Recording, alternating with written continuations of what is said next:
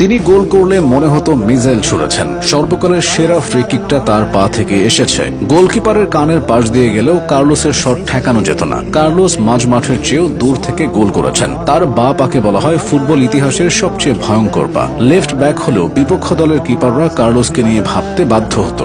ঘন্টায় প্রায় 169 কিলোমিটার বেগে বল মারার রেকর্ড রয়েছে তার শক্তিশালী শটের কারণে অনেকেই ডাকতেন দ্য বুলেট ম্যান নামে। 1997 সালে ফ্রান্সের বিপক্ষে এক প্রীতি ম্যাচে তিনি করেন ক্যারিয়ারের সবচেয়ে বিখ্যাত গোলটি। প্রায় 40 গজ দূর থেকে নেওয়া সেই ফ্রি কিক শুরুতে গোলপোস্টের বাইরে চলে যাচ্ছে বলে মনে হয়েছিল। ফরাসি গোলরক্ষক ফ্যাবিয়ান বার্থেজো নিশ্চিন্ত ছিলেন, কিন্তু কয়েক সেকেন্ড পর বলটি হঠাৎ দিক পরিবর্তন করে জড়িয়ে যায় জালে। স্টেডিয়ামে উপস্থিত হাজারো দর্শক হতবাক হয়ে গিয়েছিল। রবার্তো কার্লোসের শরীরও ছিল অসাধারণ। তার উরুর পরিধি ছিল প্রায় 23 ইঞ্চি, যা একজন সাধারণ ফুটবলারের তুলনায় অনেক বেশি। চিকিৎসকরা পর্যন্ত অবাক হয়ে বলেছিলেন তার উচ্চতার তুলনায় পায়ের পেশি অস্বাভাবিকভাবে শক্তিশালী। তিনি 100 মিটার দৌড়াতে পারতেন মাত্র 10.8 সেকেন্ডে। হেড করার সময় মাটি থেকে প্রায় 29 ইঞ্চি উপরে উঠতে পারতেন, যেখানে অন্য ফুটবলাররা প্রায় 21 ইঞ্চি পর্যন্ত লাফ দেন।